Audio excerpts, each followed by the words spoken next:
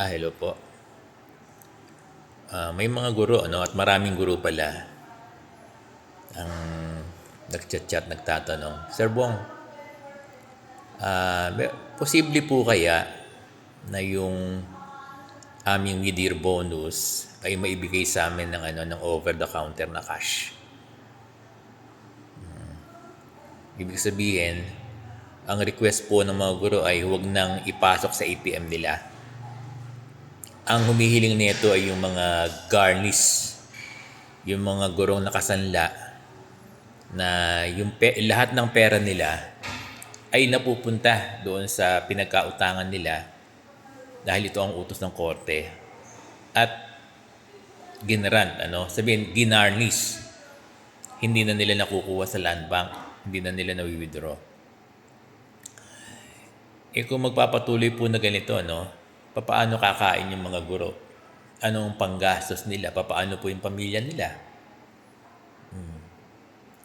Kaya napakadaming guro ang pumapasok ng paaralan na walang baon. Madaming guro ang huminto na yung kanilang mga anak dahil wala ng pang-tuition. Maraming mga guro ang napapalayas na sa mga inuupahan nila kasi wala ng pambayad. May mga guro na isang beses na lang kumakain at yung 2 meal nila ay tinutulog na lang nila.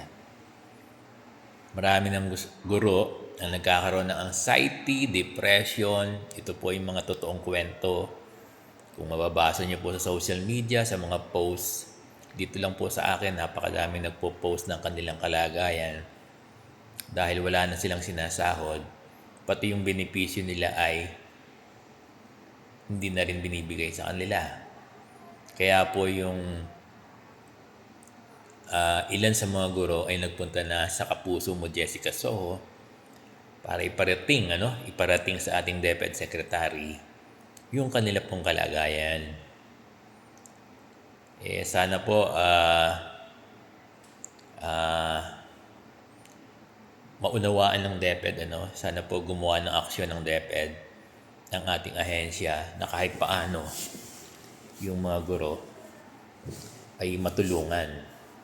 At maaari lamang po silang matulungan kung pagbibigyan po yung kanilang hiling na yung kanilang benepisyo, like ito pong darating na mid-year bonus, ay sana po ibigay nilang sa kanila ng over-the-counter. Kung papayag po, kung magkakaroon po ng isang direktiba para sa mga division na superintendent, sa mga principal, ay maaari naman pong gawin. Actually, pwede pong gawin ng mga school principal yan na implementing unity na ibigay sa kanila ng cash.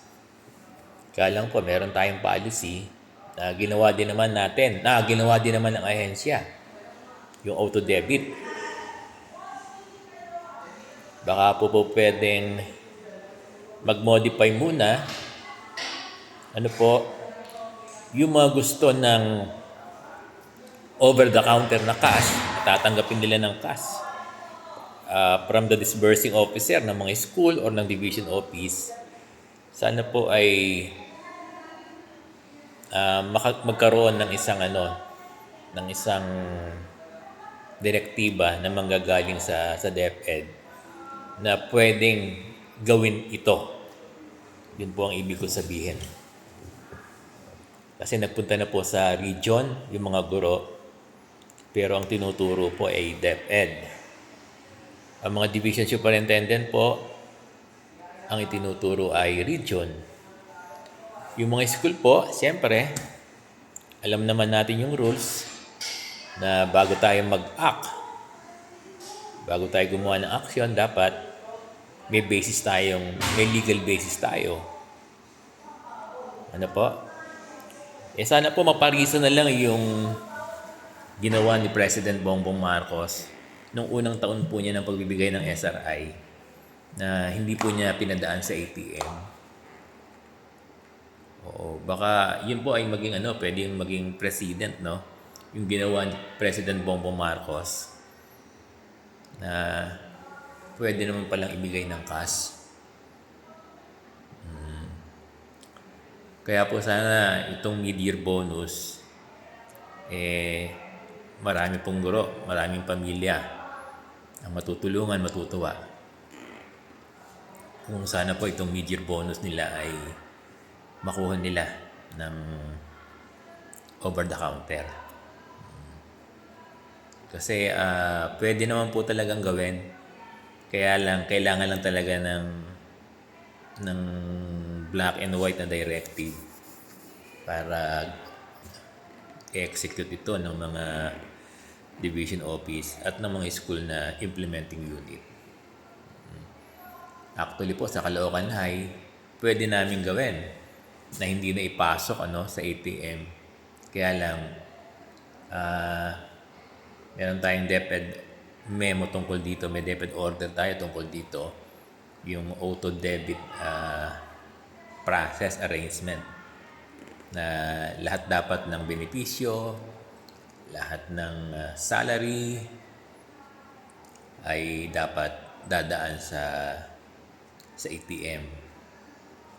Kaya lang po, iba na po yung sitwasyon ngayon.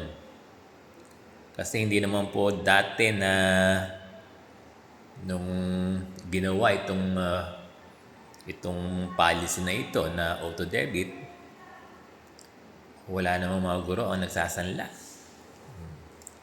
Kaya lang po ngayon, realidad na, nasa 100,000 na po ang gurong nakasanla at gurong garnish. At dumadami pa po. Dumadami pa. Sana po, Dear DepEd Secretary, matulungan po natin yung mga guro natin. Malaking bilang po ito, buong bansa. Na sana itong mid-year bonus nila ay makuha nila ng over-the-counter, either ng cash or na cheque, basta huwag lang ipapasok ng ATM. Salamat po.